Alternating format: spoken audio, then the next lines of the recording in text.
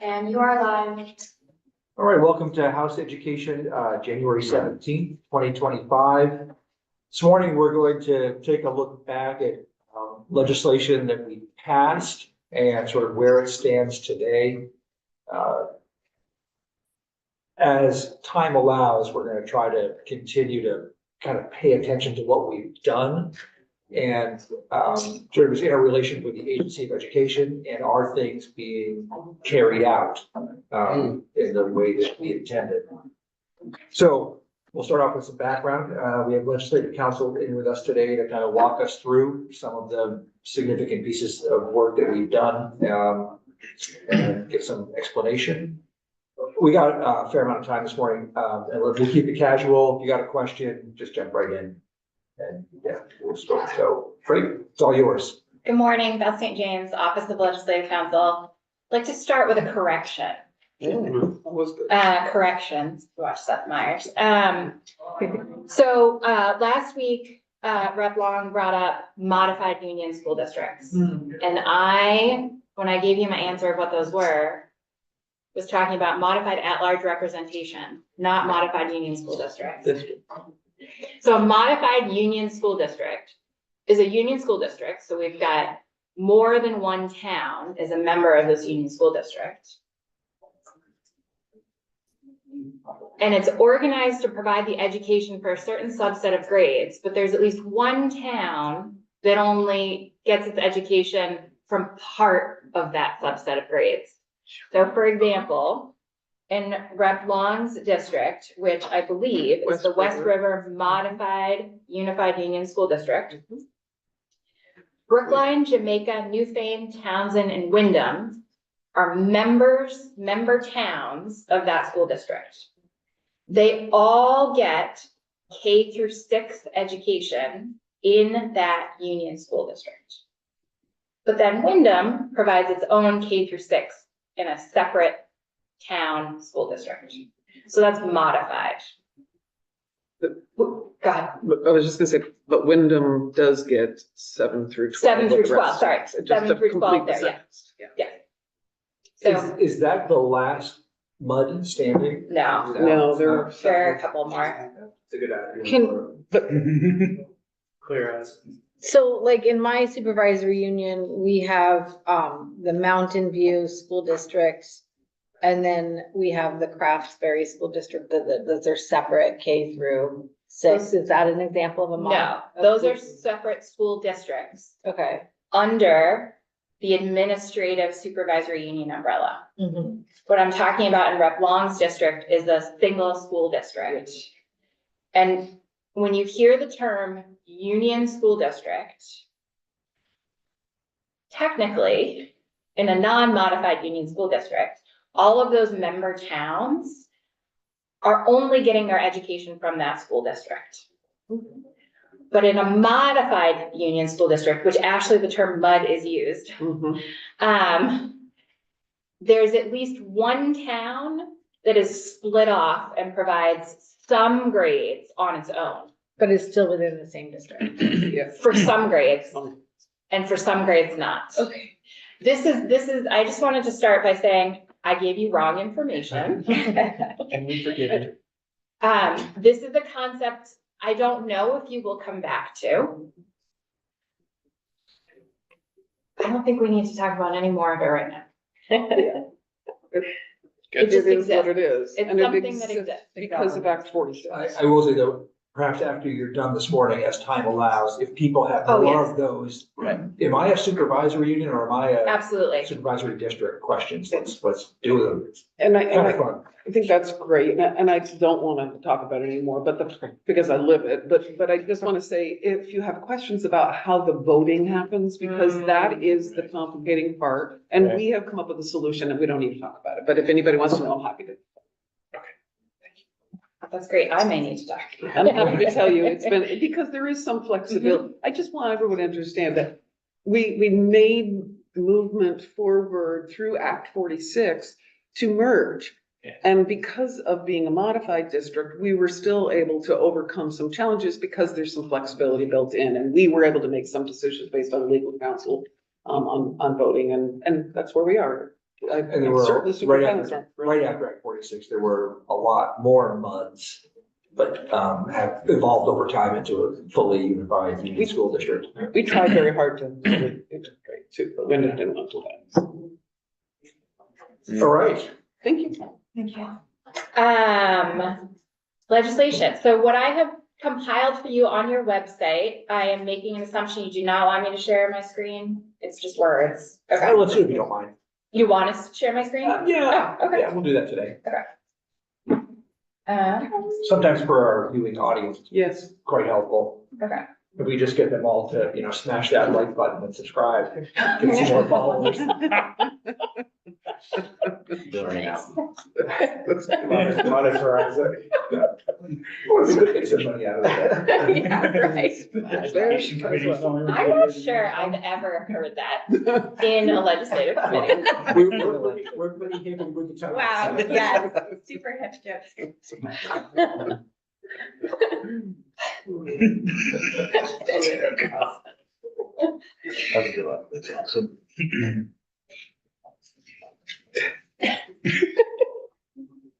Annie, I'm getting an invalid meeting ID when I click on the. Oh, is that a thing that's happening? I don't know what that is, but I'm, We can Can you just proceed. send me a new link? yeah. We can proceed without it. Okay. We all have it up. I'll multitask to the extent that I'm able to. So what I've done is I've compiled just a list in no specific order of legislation from last biennium that either amends, Title 16 in some way, which is our collective home, or affects education or came out of the education committees. You will see asterisk next to some, acts, and that is just signifying, and there is a key somewhere, or maybe it was removed. The asterisk just means that that legislation did not originate in one of the education committees, but it either affects education or it came through your committee. And you'll see what I mean by that. Let's see, Annie's sending me a new link. And also, these are all hot links to these acts. Mhm. So you can just click on them. Are we gonna go through these like one by one? Yeah.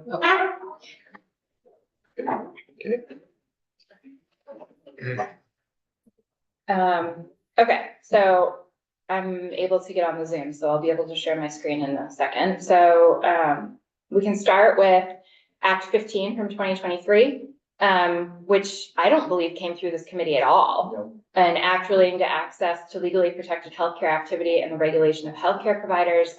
The only reason I'm adding this is it did add a chapter, or it created a chapter in Title 16 regarding post-secondary schools, and gender-affirming healthcare and reproductive healthcare. I did not work on this bill. I do not believe this bill came through your committee, but some of the work of this bill lives in Title 16 now. So just making you all aware of that.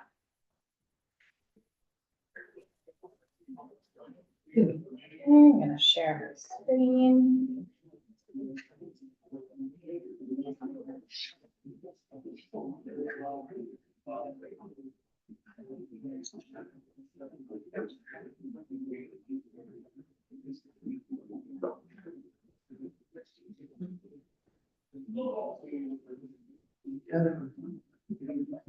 How's that? Good, great.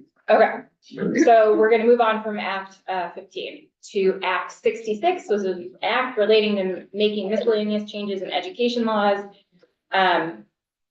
Miscellaneous bills in the education committees are extremely common.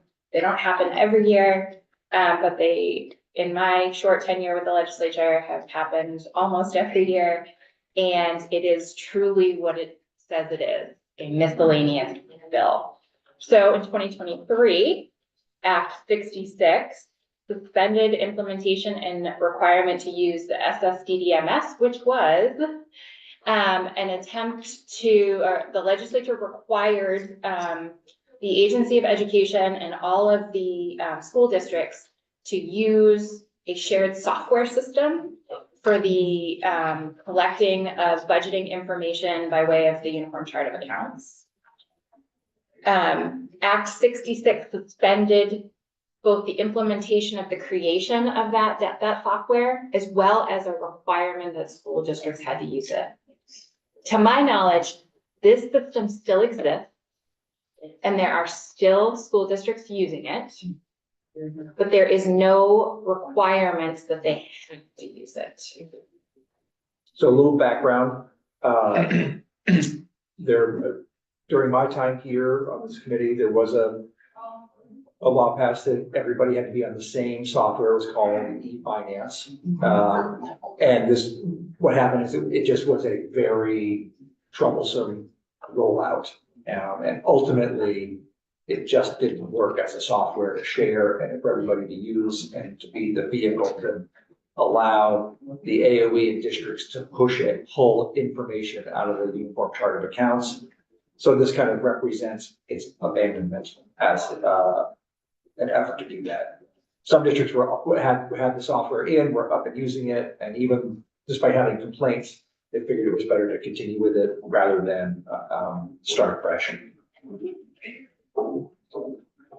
Act 66 also added an allowable use of the National Guard tuition benefit program. So if you wanted to take a course at a non-Vermont approved post-secondary school, if the degree program was not available in Vermont, you could use the National Guard tuition benefit program to pay for that program.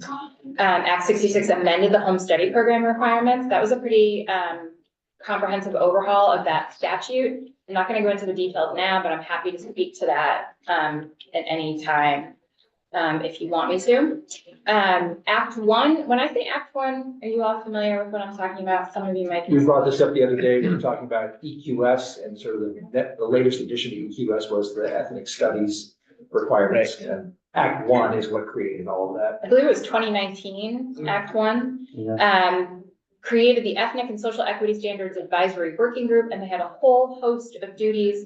All Act 66 did was push out the dates for some of their deliverables. But when I think Act 1 is a common term you will hear here, and this is what we are referring to for now. Who knows what Act 1 will be in 2025? And then the last thing Act 66 did was it amended the number of signatures needed for a union school board nominating candidate petition. Current law at that time was that you needed at least 60 voters to sign on to your petition, but there are different sizes of school districts. So now, thanks to Act 66, you need either 1% of the legal voters in your district or 60 votes. Whichever is more. That's a great question. I don't remember off the top of my head. I believe it's whatever is Last. Less Whichever than is that. left. yeah, okay. Because you're in a very small district. Okay, okay. Like we have to tell. Exactly. Like you all do that. Then, big one for 2023 was Act 64, which is colloquially referred to as universal meals. So prior to Act 64, so in 2022, the legislature created a one-year pilot program for universal meals for public schools only. And then Act 64 made some tweaks and added publicly tuitioned kids. So universal meals for kiddos in an approved independent school as long as they're on public tuition. And then plunked the universal meals program into the green books. So it's no longer a one-year pilot program. It is now in perpetuity until you and your colleagues make changes to it. So it requires all public schools and approved independent schools that want to participate in this program to participate in the federal meals program. Prior to this act and the pilot program in 2022, public schools could opt not to participate in the federal meals program, and I believe there were at least 2 schools that did not participate. Now, all public schools are required to do that, and they're required to offer free breakfast and lunch to all students. It also, Act 64 also expanded eligibility for participation in the local foods incentive grant program, which also lives in Title 16. It's a grant program for school food programs to encourage them to use local foods, to buy local foods. And all Act 64 did was expand eligibility for participation in that grant program to approved independent schools that qualified for the universal meal supplement. Just a little update on that for everybody, and we'll see this when we get the presentation on the Budget Adjustment Act. You hear a lot of $30 million thrown around, which was sort of the original estimate. But thanks to, how we count poverty and a lot of changes in how things are calculated, the estimated cost is now a little over $17 million. And I just wanted, when we talk about universal school meals, so all meal costs were removed from budgets district by district and put, as we say, at the top of the ed fund, so paid there. So it's always important to remember that universal school meals also replaces costs that have existed forever when districts were providing their own meal programs. So it's often talked about as if nobody was ever providing meals before universal school meals showed up. So just A, the new estimate is much cheaper, and B, all of those costs have been removed from individual districts as a result. Yeah. Did you say 17 million now? 17.7 million. We'll see it in BAA. Okay. They've got some adjustments in the, yeah. Perfect. Just to clarify, this required, all public schools to do this. But I heard you say something different. I just want to clarify about approved independent schools. So is it required in approved independent schools for publicly tuition? So I'm trying to see the difference in current law between what public schools are required and approved independent schools. I'm just gonna go grab my green book. Thank you.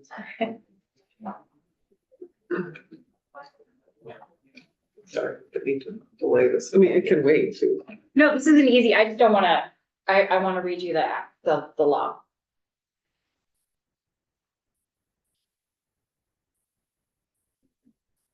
Okay.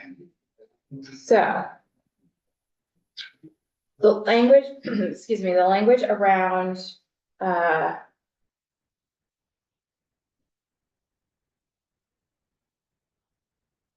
okay, so an approved independent school operating a school lunch and school breakfast program made available to students who qualify for those meals under the federal legislation shall offer the same to each attending student every school day at no charge in order to qualify for the universal meal supplement. So it does not require an approved independent school to participate in the federal meals program. But if they do, then they have to offer free meals to everyone. And then they get reimbursed by the state for the publicly tuitioned students. Got it. Interesting. Thanks. Didn't realize that was difference. Mhm. I'm gonna just, do you have any knowledge like how this works at BVA, for example? I'm pretty sure that they participate. Yeah. Yeah, every kid's eat. I'm pretty Yeah. sure BBA does. Yeah, So every kid at BVA then is getting a free meal, Yeah, or of just course. those who are there on public tuition? they're Which I all, realize- they're all there on public tuition. Well, maybe not the kids from China, but. Great, thanks.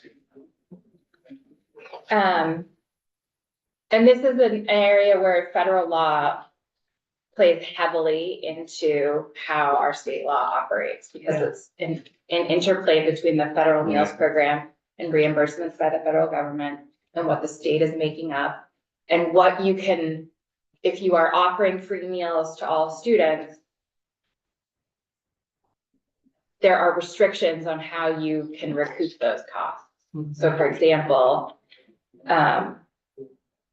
you couldn't then charge private payer students for their meals.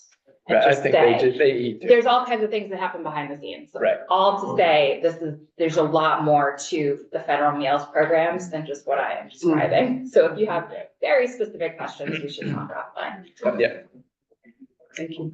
And you are very lucky that the Agency of Education has a phenomenal resource in Rosie Kruger, should you all have questions about that. Act 29, an act relating to school safety. This originated in the Senate and came through the House.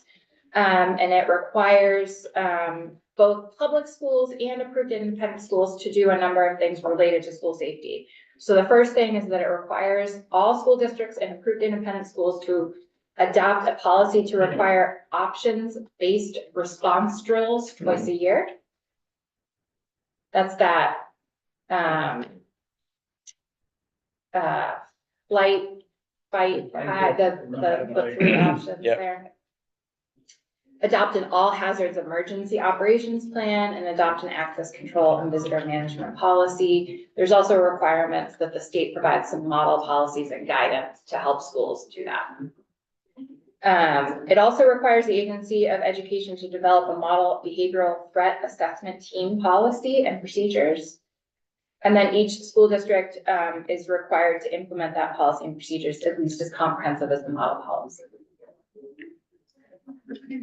Act 29 also created the working group on student protections from harassment and discrimination in schools to study and give recommendations for how to address harassment and discrimination experienced by students. And just to highlight kind of a quirk that can happen that we have to deal with sometimes. So especially there were deadlines in all of these: adopt a policy, adopt an all hazards plan, and especially adopt an access control and visitor management policy. And what the AOE found is that many schools were struggling to put into place, especially all the access controls. And so at one point last year, they said, can we extend the deadline on when that has to be made? Which we did in another miscellaneous education bill that actually didn't pass. It just kind of died on the vine. So that's like something we got to remember to pick up again this year. But we'll hear from AOE on it if they want to still pursue that. But these are the things that happen as we go through the process. I spent way too long trying to find the bill that did that because I remember working on extending those deadlines and that didn't go anywhere. Act 78.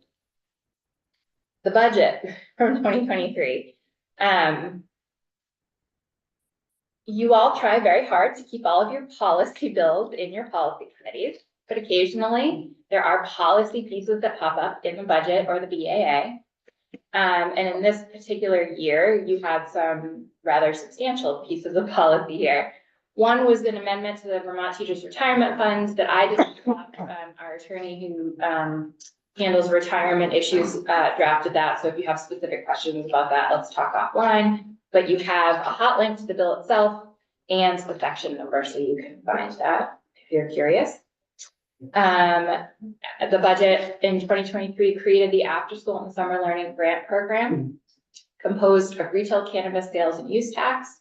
So when the state created the framework for the sale of cannabis, the retail cannabis, they created some intent language that once that program was up and running, sales and use tax would be used to fund after school and summer learning programs.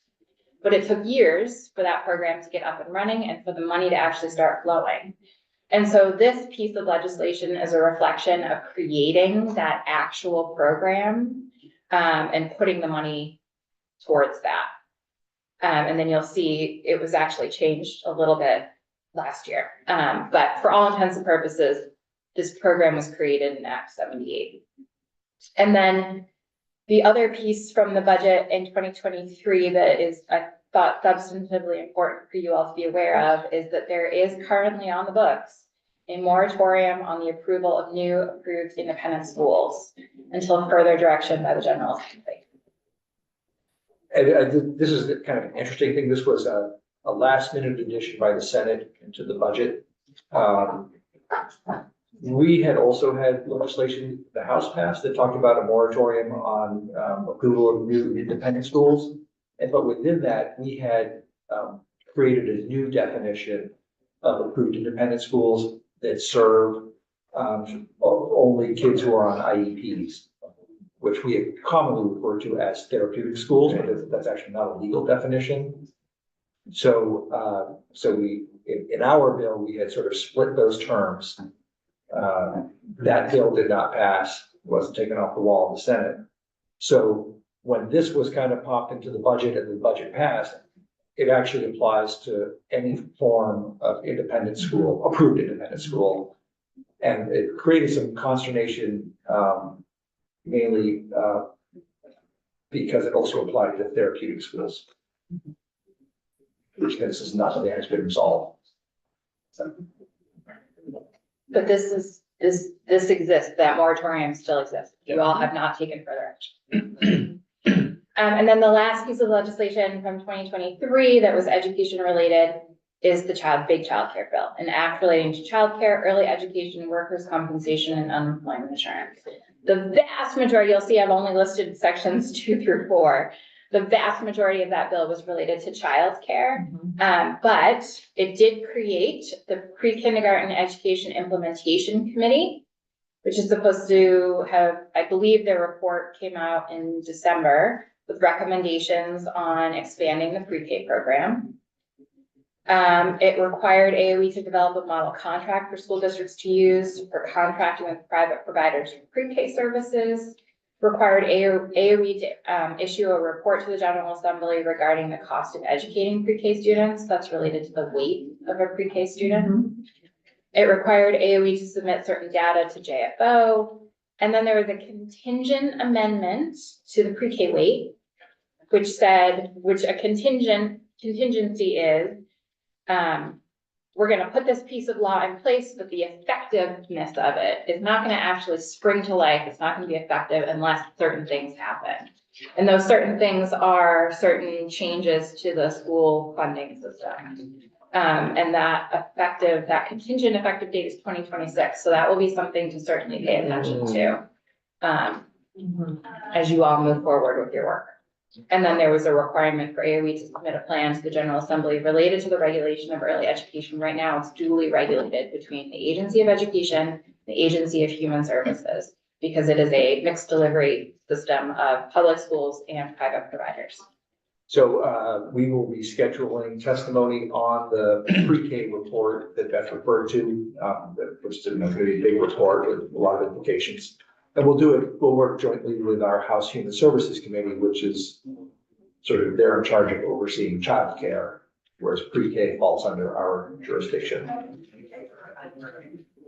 Any questions before we move on to 2024? Did I miss anything? You think? My memory's not that good. Okay. It was good to read through this again because it actually started my memory. Yeah. So we'll move on to 2024. It's entirely possible that there is some major piece of legislation that I have left out, or something somewhere that was not in a bill that I touched that I'm just not aware of. So 2024, what happened last year? So the first, there were a couple pieces that happened in the Budget Adjustment Act. One, the after school and summer special fund grant program using cannabis sales and use tax. There were some amendments made to it, but for all intents and purposes, the program still exists and is still funded by cannabis sales and use tax, and it is still administered by the Agency of Education. There were some amendments made to post-retirement adjustments to retirement allowances. Again, that is not something that I worked on. If you have questions, let's connect on that after the fact. It repealed some intent law related to creating that after-school grant program. So session law, we haven't really. Well, I was saving that for the end, but why don't we take a moment and tell us what session law means? There's 2 different types of law you are all creating that all have the exact same force and effect. There's law that goes into the green books over there, and that is organized by title, which is the titles are all different subjects, and then each title is then further broken down into different chapters, and every different subject matter has its own kind of organization. And that is kind of where everything, if you were just a layperson wondering how education law in Vermont is laid out, you would go to the green books.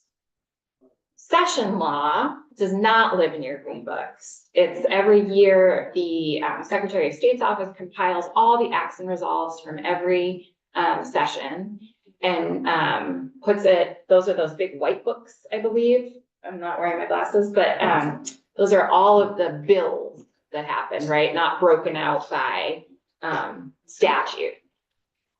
And so statute law does not go in the green books.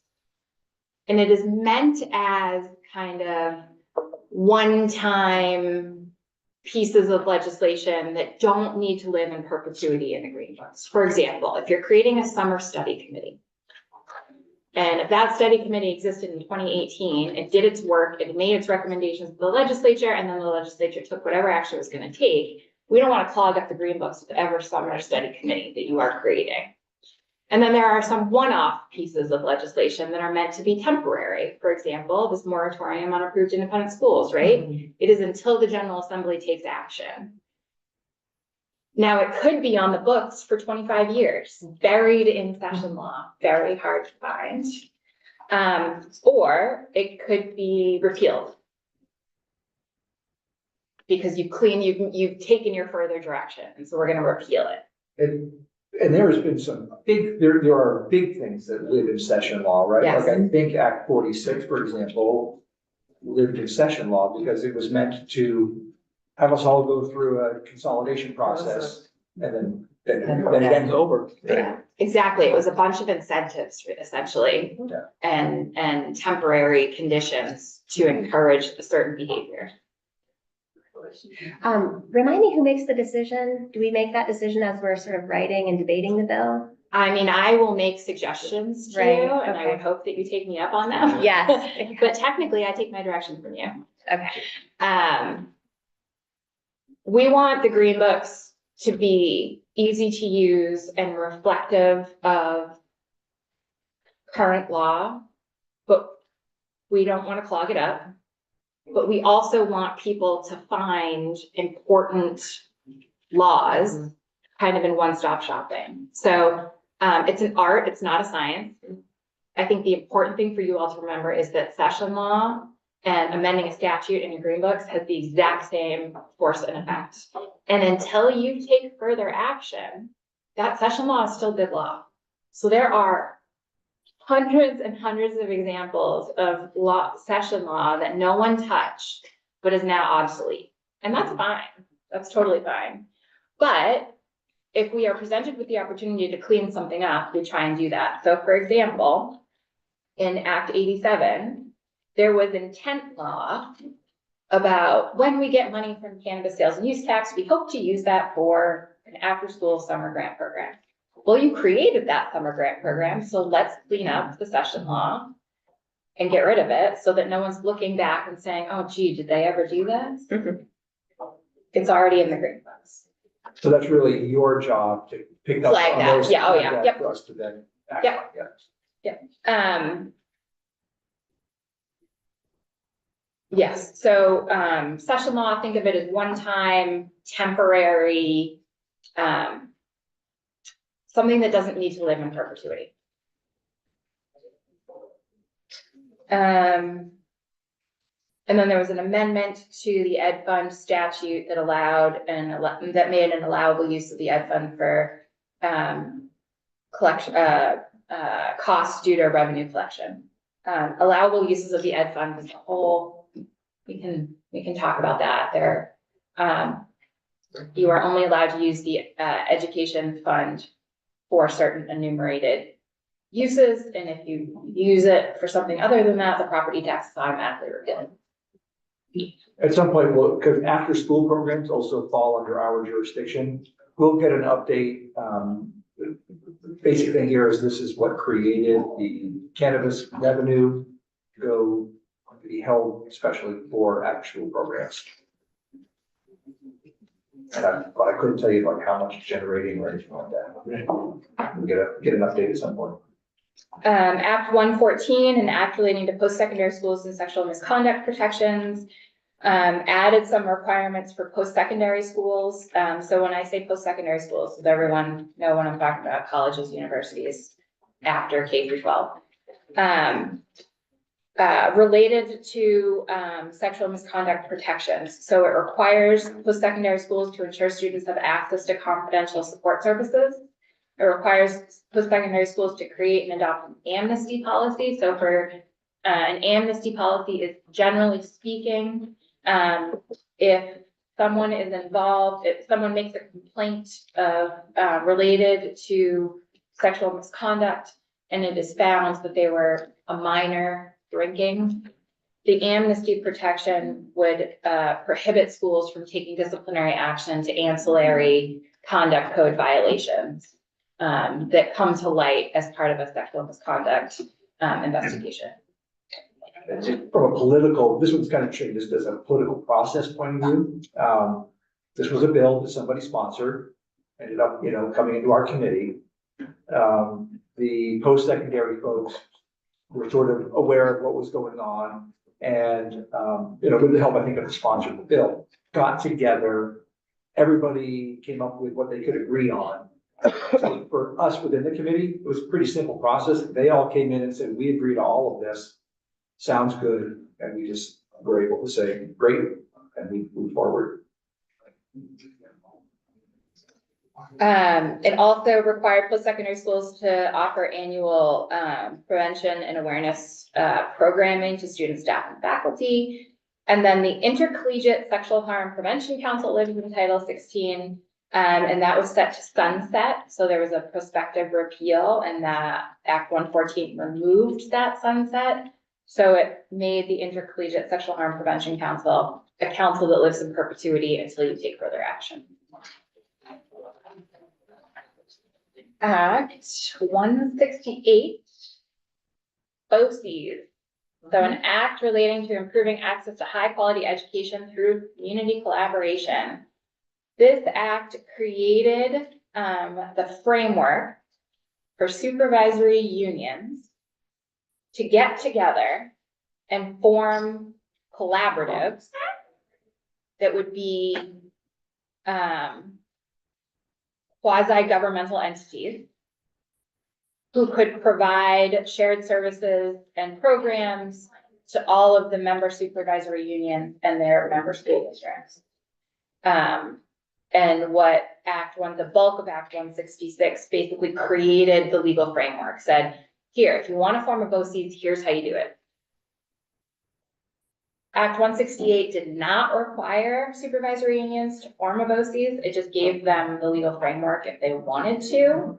It did require all supervisory unions to consider whether they wanted to form a BOCES, a Board of Collaborative Education Services, BOCES.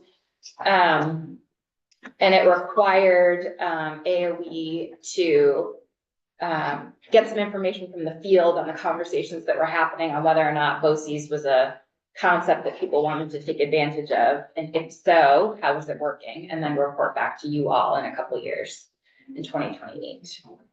And then there was a startup grant program created for if someone did form a BOCES, they could apply for a $10,000 grant to cover startup costs. And then Act 168 also took the community schools program. Community schools is really started as a federal concept, and there's a whole host of programmatic and philosophical concepts that go into what is a community school that I'm not prepared to talk to at this moment. But Vermont created a pilot program a few years ago that gave a whole host of direction to schools on how they could become a community school, and then gave some grant funding. And that was a 3-year pilot program. And so Act 166 so this is a great example. It was a 3-year pilot program, living in session law, because it's a pilot program. What Act 166 did is it removed any reference to that 3-year time period, but kept this grant program in session law, and then appropriated $1 million to provide funding for schools that still wanted to participate in the community schools grant program. And so now you have a grant program that lives in session law and is still good and operable, but you all need to decide every year if you're gonna appropriate any money to it. And we did have a discussion about whether to move that from session law into the green books last year. And there was a decision made to keep it in session law for now. We will be getting some updates on the community schools program. And for new folks, I would just say that the term community schools get confusing in Vermont because we often talk about our community schools. So think of this as a capital C, capital S, that is, it's a clearly defined framework. I was at a couple of years ago, I was in a candidate debate, and the people who were running it asked about community schools. And I sort of had an advantage because the other people answered as if they were just talking about schools that are in communities, and they were talking about the program. So anyway, just remember that as people use different terminology. There's a lengthy floor debate about what community school was. Yeah. Yeah. So this committee spent a lot of time working on this bill last year.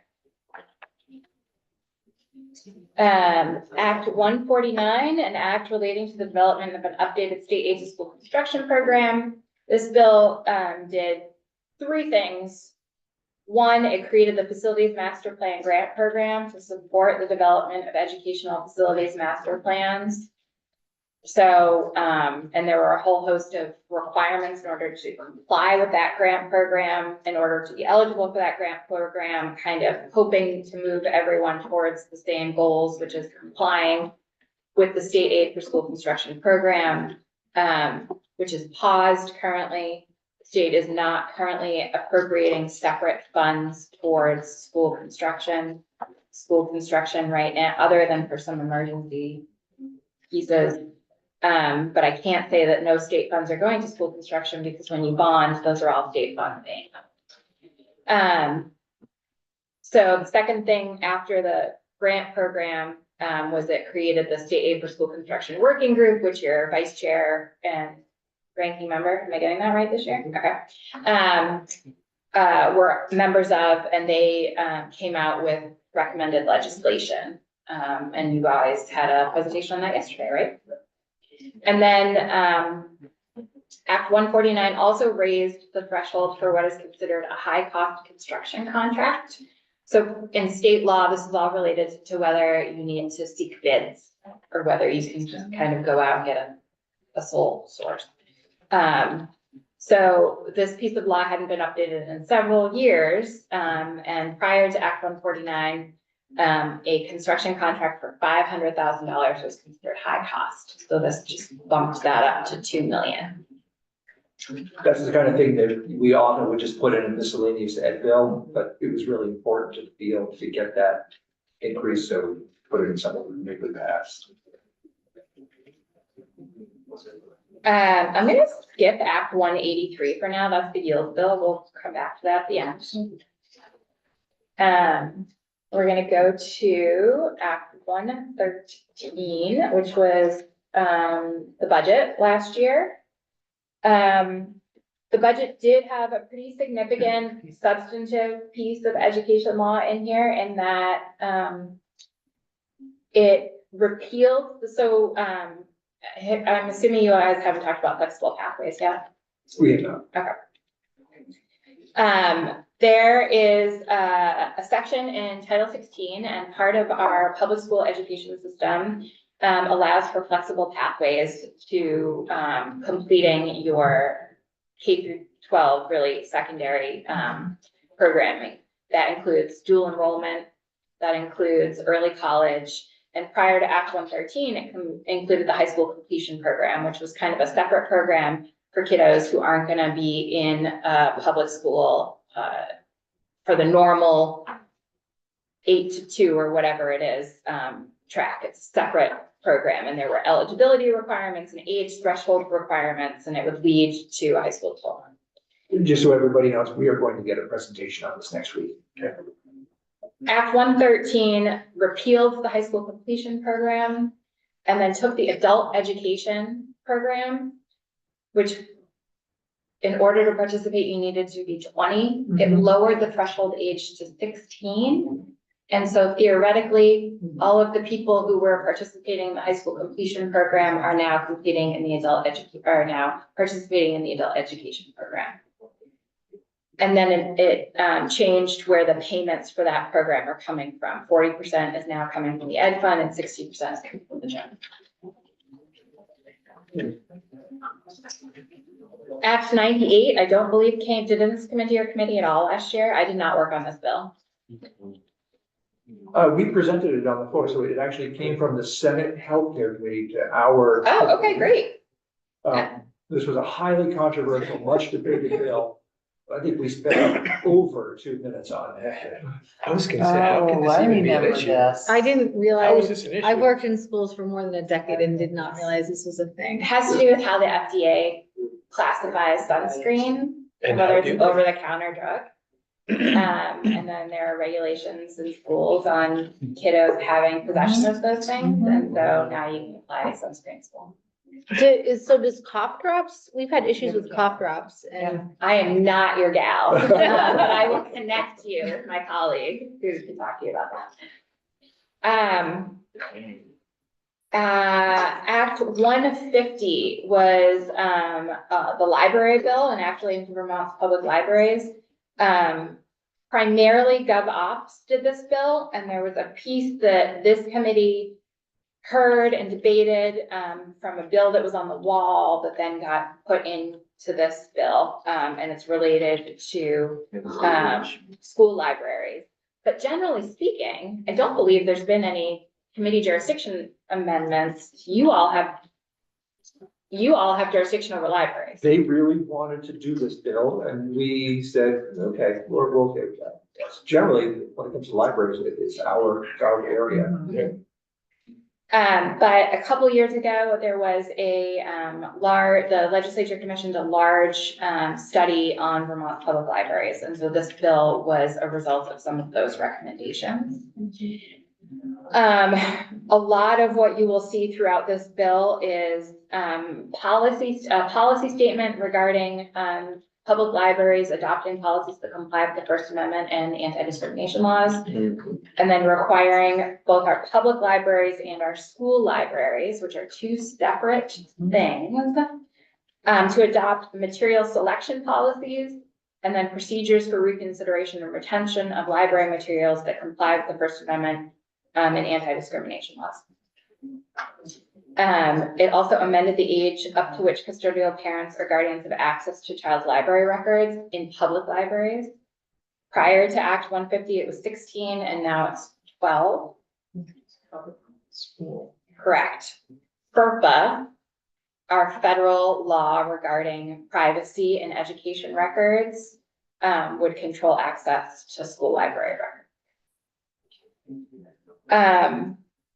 The Act 150 also amended the criminal threatening statute to include public libraries in the list of places where, if criminal threatening behavior occurs, the penalty is heightened due to where that behavior is occurring. It amended the general powers and duties for public and municipal libraries and their governing bodies. Essentially, it didn't really change any of their duties, it just codified them. And then it amended the duties and functions of the State Department of Libraries, again, codifying what they were already doing. And then for you all, again, Act 150 requires each school board and each approved independent school to adopt a library material selection policy and procedures for the reconsideration and retention, again, that is guided by the First Amendment and then federal anti-discrimination laws and reflective of Vermont's diversity. And then Act 139 is, bless you, literacy bill.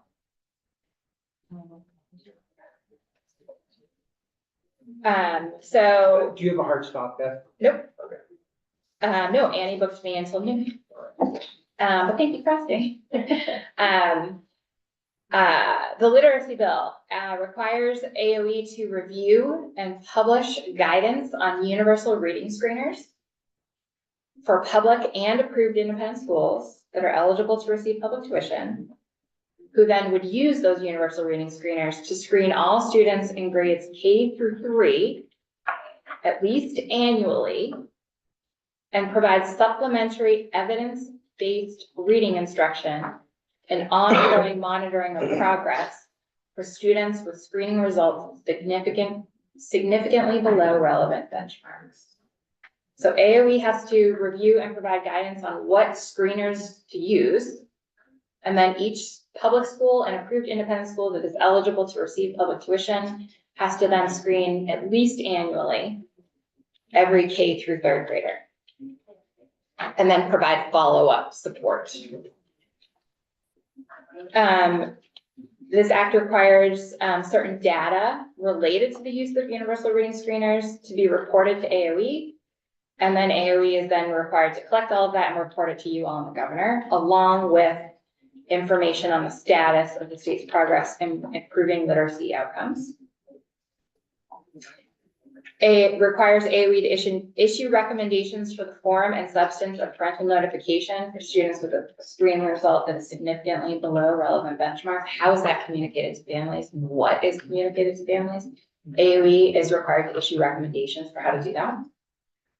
It requires AOE to submit to you all a list of the universal reading screeners it has reviewed and published guidance on by January 25th of this year. It requires approved, so current law already required public schools to provide certain amount of literacy instruction and support, but it didn't require that of approved independent schools. And so this act requires approved independent schools that are eligible to receive public tuition to develop grade level appropriate school literacy plans that are informed by student need and assessment data. And that is different than what is required of public schools. There is more specific requirements on public schools, but they are both meant to get at creating literacy plans for students. It requires professional learning activities for teachers in K through 3 related to literacy. It requires AOE to make recommendations to the Vermont Standards Board for Professional Educators, which is the licensing body for our public educators, on how to strengthen educator preparation programs, teaching of evidence-based literacy practices, and also whether there are any additional exams needed related to math and English language arts for educator preparation programs and licensing. And then the standards board has to consider those recommendations and then update its rules if applicable based on those recommendations. This act added members to the Advisory Council on Literacy and extended the prospective repeal from June 2024 to June 2027. So the Advisory Council on Literacy was supposed to sunset last June, and now it will sunset if you don't take any further action on June 27, in June of 2027. And then there were some positions added, basically making a couple positions that had been temporary permanent in AOE related to literacy. And it required the Department of Libraries to submit a report to the education committees with recommendations for expanding access to early childhood literacy resources.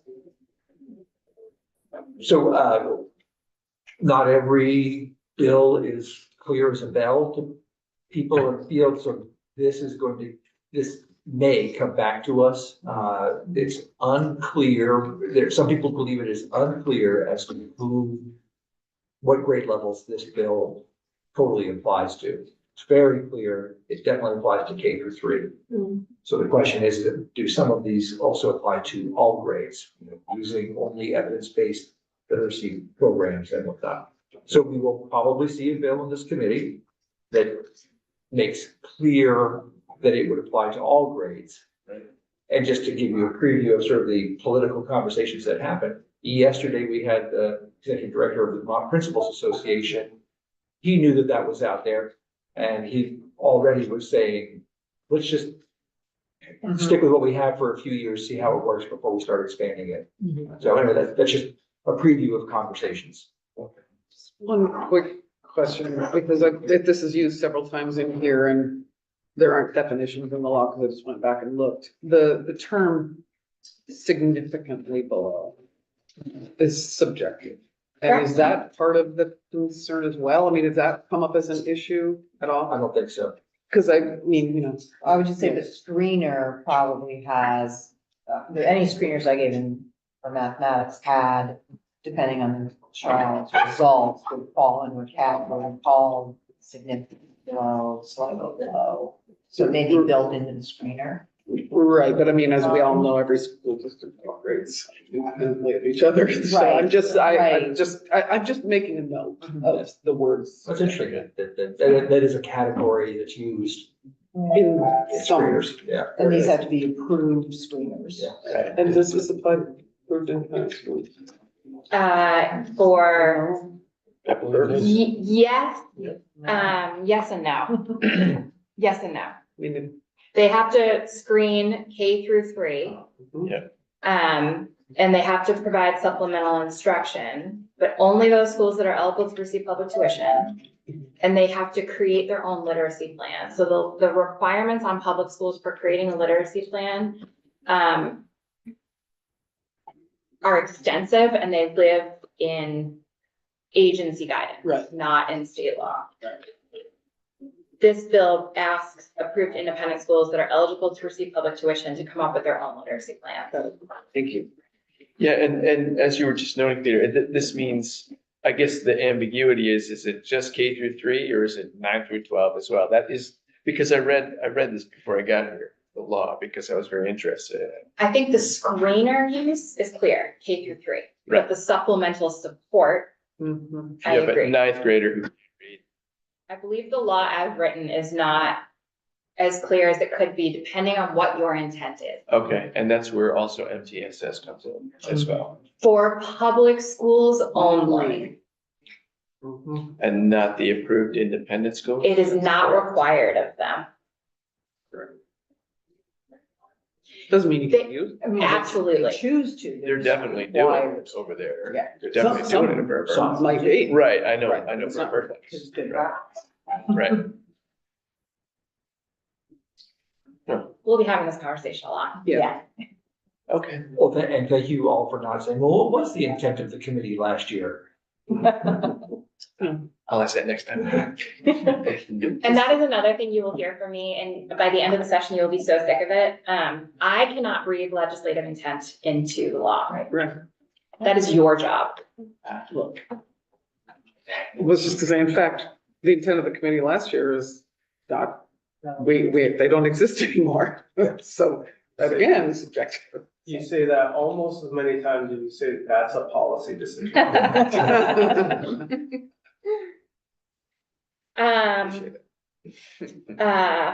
Yes, so when you ask me what was the intent of something, sometimes I can talk about what I heard in committee, but I can't definitively say the legislature's intent was to do X, Y, and Z. Okay. And as Rep. Long points out, you can't bind future legislators, so you can change your mind.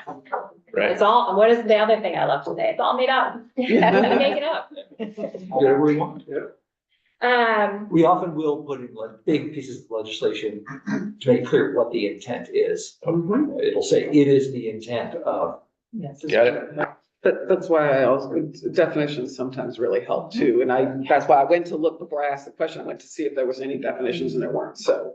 Right. That's why I asked the question. Right. and that is another example of when we're talking about like roles and responsibilities, whether to add definitions or not add definitions is your decision. I can make recommendations, but you can decide the field might not wanna, narrowly define, they want to have some flexibility, but as a lawyer, I'm always gonna wanna define it. But you don't have to take me up on that suggestion. Act 117, I think we can skip right over that. I did not draft this. I don't know that this came into your committee at all. It was related to teacher labor relations. If you have questions about that, let's talk offline and I can connect you with my colleagues. But you can see there's only one section out of that whole bill that was applicable to you all. Act 136, an act relating to New American Educational Grant.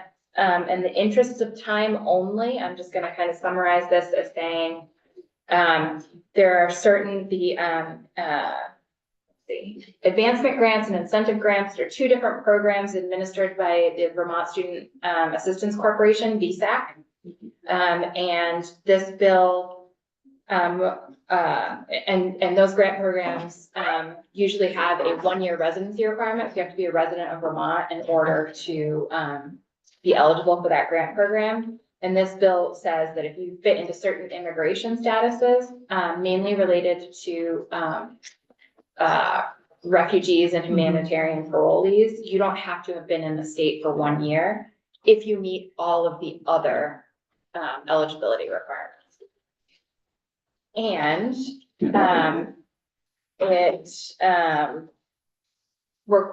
basically said that for both, UVM and State Colleges Corporation, if they are adopting an in-state tuition policy, if they have a 1-year residency requirement, or they have a residency requirement, you can't, if someone is otherwise eligible for state-funded financial assistance, either through VSAC or for in-state tuition at UVM or the state colleges, that person cannot be discriminated against or excluded based solely on their immigration status if they otherwise qualify for whatever that benefit was, in-state tuition or state-funded financial aid. And then there was a technical corrections to add Space Force to armed services at one place in Title 16. I thought that was kind of exciting. I didn't know that was a thing. I just want to make clear, on the part above it, it was always the practice of all of those entities not to discriminate based on immigration status, but advocates wanted it sort of on the books. Sure. And that was, again, one where outside of the committee room, everybody kind of got on board with what would be the best solution, and they came in here with that solution, and it was pretty easy for us to process as a committee. And then just to finish up, we're gonna go back to Act 183, which is the yield bill from last year. The yield bill is usually extremely boring. It's usually a page and a half setting the property tax yield. And this was not. So for the bulk of the work of this bill is why it has an asterisk next to it, happened in the money committees, happened in Ways and Means and Senate Finance. But you all, this committee did quite a bit of work on the creation of the Commission on the Future of Public Education. And then it did a whole bunch of other things, including updating budget ballot language for the next school board vote. It created the Ed Fund Advisory Committee, which is a standing committee that is meant to monitor the education finance system and make recommendations, but it doesn't really go into it. It's not really operational until next year or this year. Excess spending was majorly amended. It removed all of the excess spending exemptions and then created a new one for bond payments if those bonds were approved prior to July 1, 2024.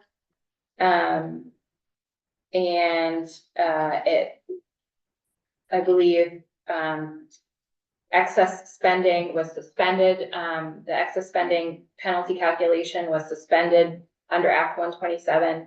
Act 183 of last year, reinstated the excess spending calculation, and it took the threshold from 120% of the statewide average per pupil spending to 118%.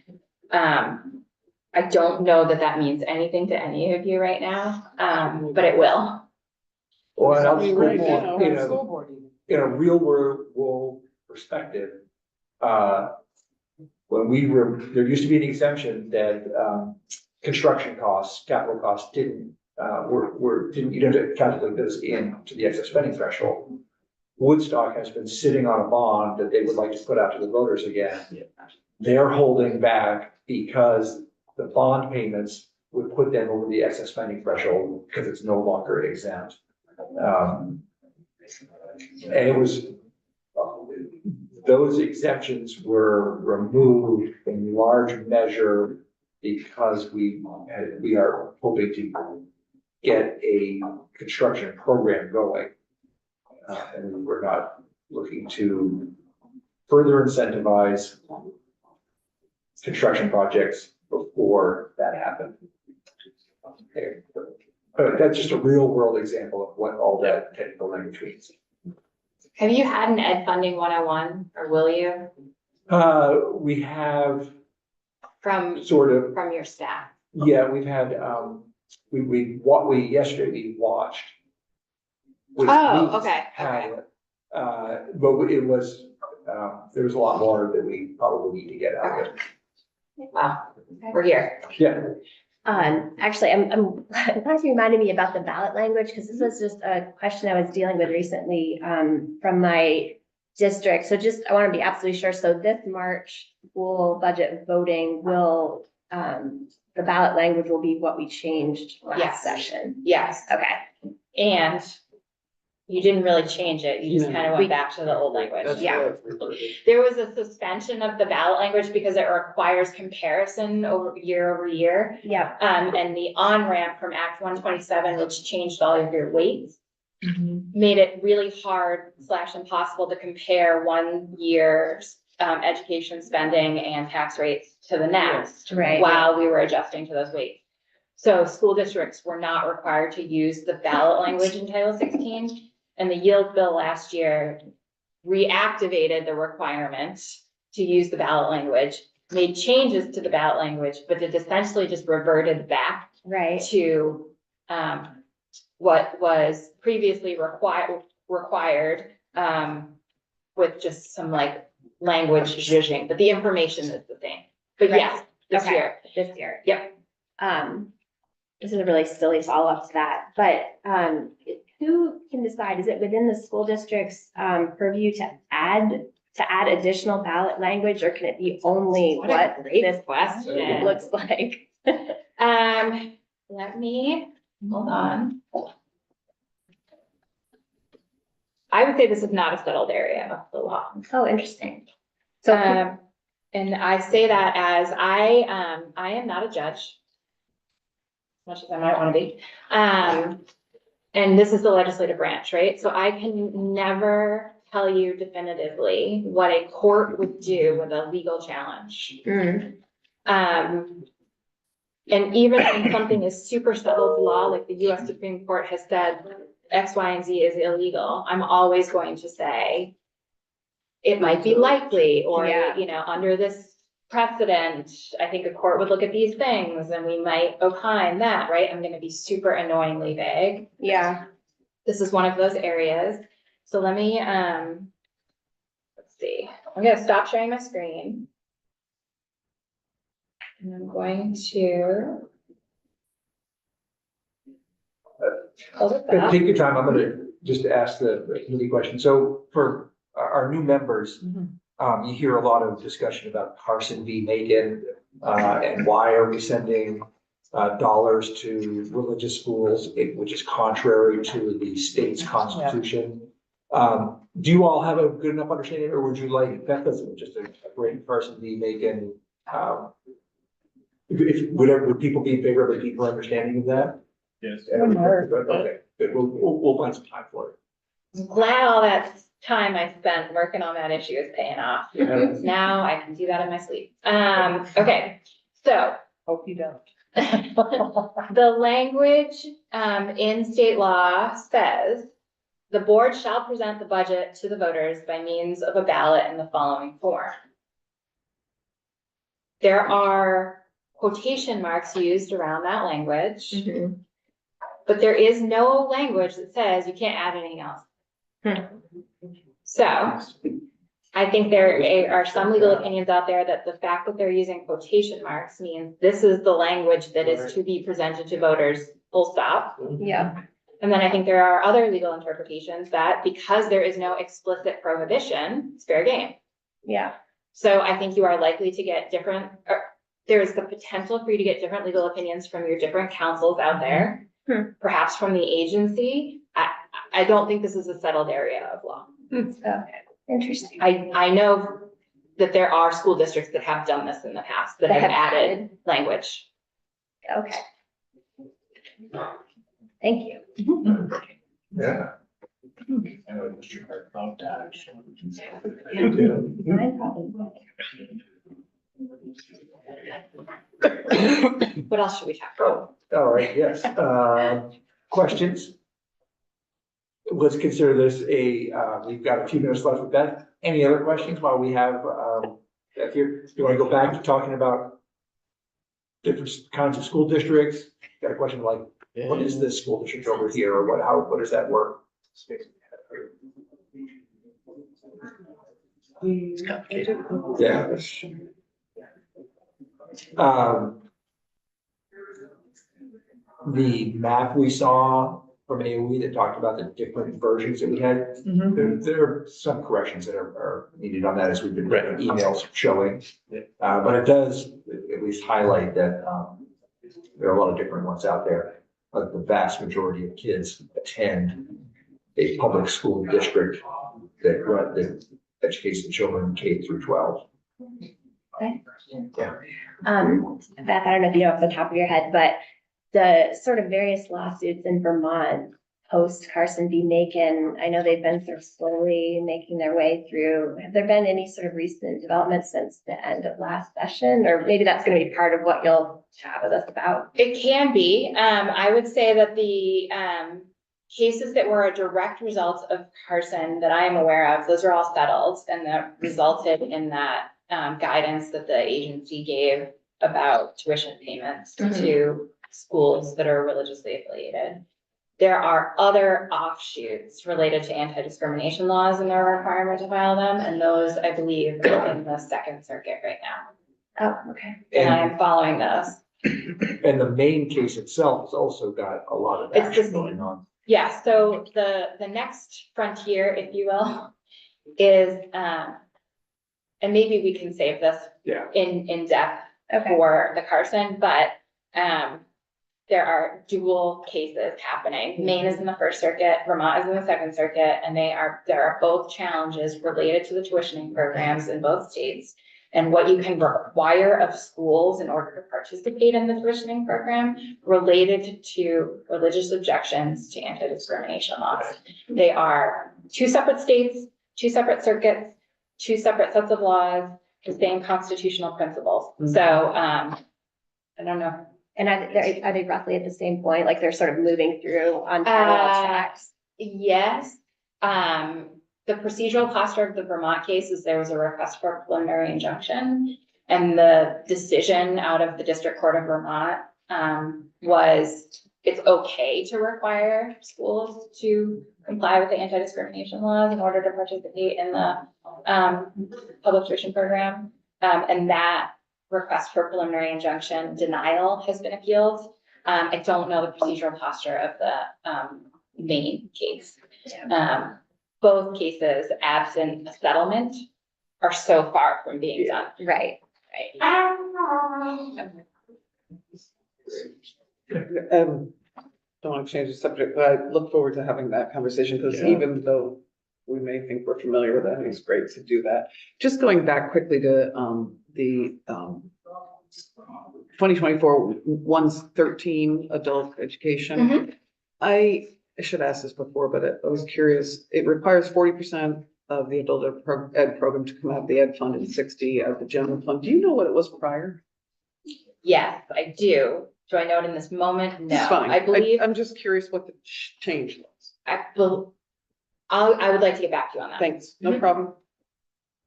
I always like to have the answer, but I don't. Didn't mean to go through it, but just. I might just could, do you have the answer to that question by any chance? I do, but I can follow up after. Okay, great, fine, you guys, and I actually, we can know.